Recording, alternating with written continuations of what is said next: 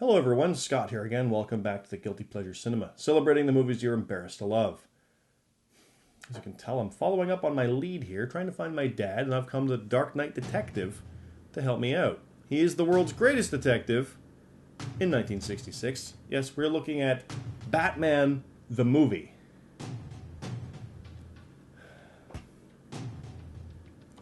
So, I understand there's some questions.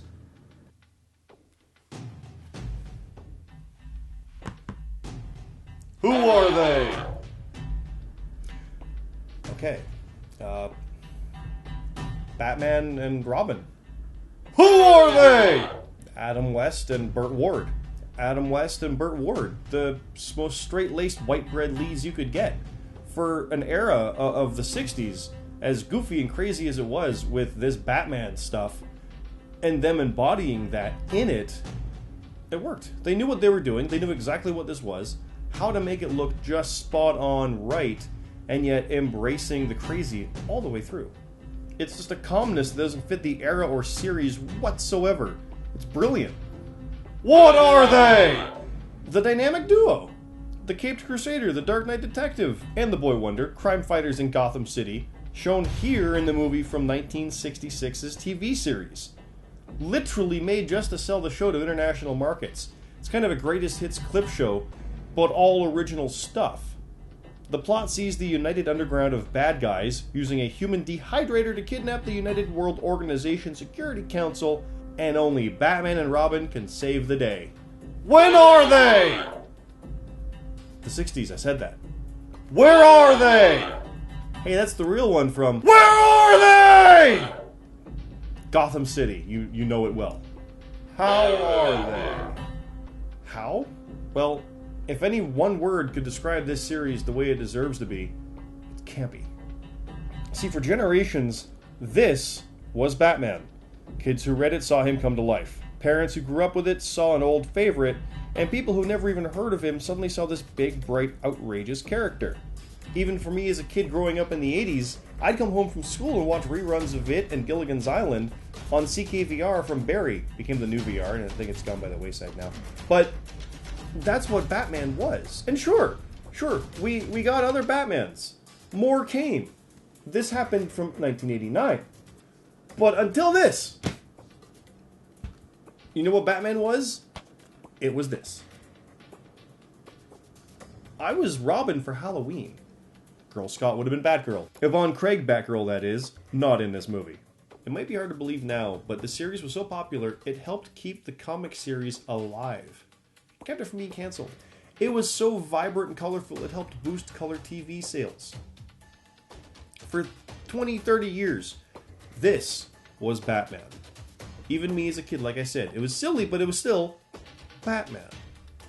In 1988, when they started making this franchise, this glorious franchise, they had to go out of their way to convince investors and distributors and even fans that, you know what? Batman can be taken seriously. We can thank Frank Miller's Dark Knight Returns for that. 1986, it's on. So, with that, they were able to convince people that, yes, can be multiple Batmans. Here are my Batmans, come see them. And it worked. People realized suddenly there can be campy, there can be silly, they can take their turns, whatever works best, but it can work. It's only now after the Keatons and Bales and Conroys that people see the darker type as the Batman. And yeah, there's also the Clooneys, the Kilmers. Peter Weller voiced him once, even. There's been loads of Batmans. But it goes now to prove that there can be multiples. I mean, Daredevil even did it. So, we've gotten now the idea that not only can there be more than one type of Batman, but they can be concurrent. We can have silly Batman. We can have serious Batman. We can have campy Batman. We can have brooding Batman. We can have old Batman. Lots of Batmans. Here are our Batmans. Come see them. Took Warner a long time to figure that out, but there you go. None of it would have happened, though, without Adam West. This isn't the Batman we deserved, but it is the Batman we needed. What are they? The comedy of the absurd. This show knew exactly what it was 100% of the time and embraced it fully through. There's a scene in the movie, it's actually a great bit on the commentary, where Adam West admitted he didn't notice it until he was recording this. Bruce Wayne goes on a date, and he's at a place, and the exterior shot shows the name of it, and it's called The Folded Arms. Might be the Crossed Arms. I think it's folded. That sounds funnier. And he loved that. He never knew that was the name of it. And that's great, because it shows just how much the show knew, from the production designer and the set decorators down. This thing is goofy, silly stuff. Embrace it. But at the same time, don't go too far. Never say, this is silly and dumb. No, just let it be that. Embrace it. Bring your A game to make that. That's what they did. I mean, this is the movie where bat shark repellent came from. In the 60s, things were odd. It was the 60s. So to stand out, you had to stand out. And this did it like no other. It worked so well that celebrities were coming out of the woodwork to be on the show as villains. And some of them were pretty goddamn iconic.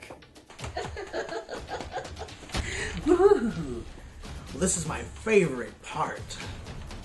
Hello, boys. You're garbage. Why so serious? Actually, wrong one. Ever dance with the devil in the pale moonlight? Nope, earlier. Painted mustache? That's the one, but we'll get to him. Tell me about the Riddler. Green fellow. Overblown ideas that only Batman can ever figure out. The riddles were always goofy. They were overly complicated, but overly sensical at the same time. So obtuse for the sake of being obtuse, but that made it work because only Batman can figure him out. He's the smartest. That makes sense. Now what about Penguin? Penguin? Mm-hmm.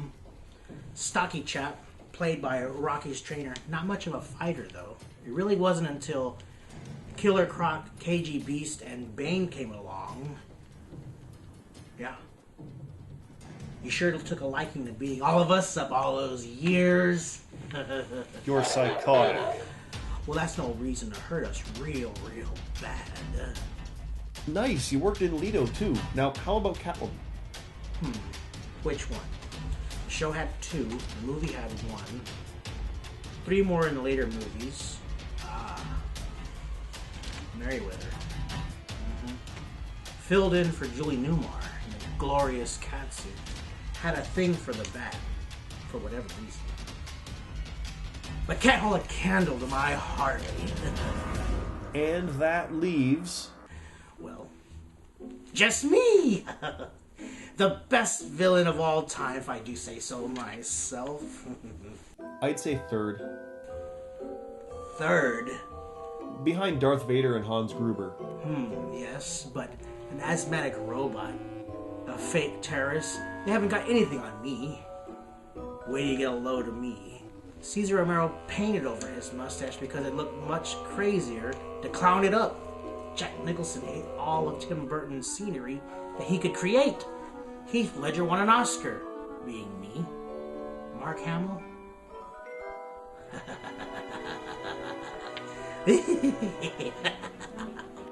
Okay, I'll leave this to you. You let me know what you find, and we will be in touch. You know, you two look a lot alike.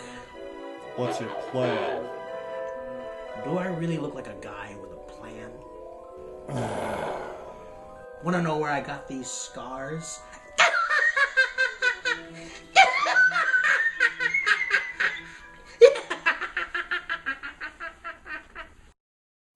So yeah, fun movie, so long as you know what you're getting into. I mean, it's a campy Batman movie. You can't expect much more than that. At the same time, you probably do expect a lot more than that with it being dark, right? Think of it this way. If you didn't like Reservoir Dogs because there weren't enough starfighter battles in it, you're going in with the wrong idea. But if you like it for what it is, you're good. If you go in expecting something campy that knows it and is embracing it, you're going to have a good time. So, Join me for the next one. We're going to keep on hunting. Don't forget. Also remember, you shouldn't feel guilty about it if it's a movie you love.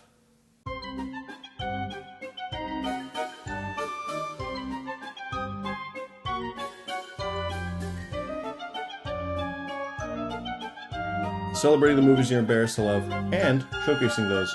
No, I don't say that line anymore.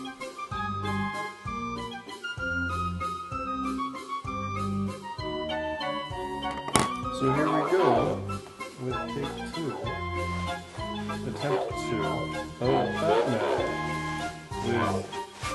with the proper logo. Where are they?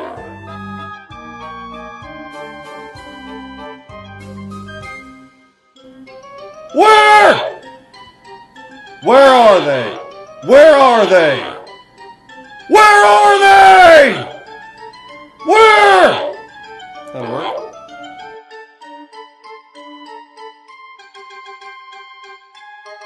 We're gonna keep on hunting. Don't forget. Also remember, you shouldn't feel guilty about it if it's a movie you love. Almost screwed that up.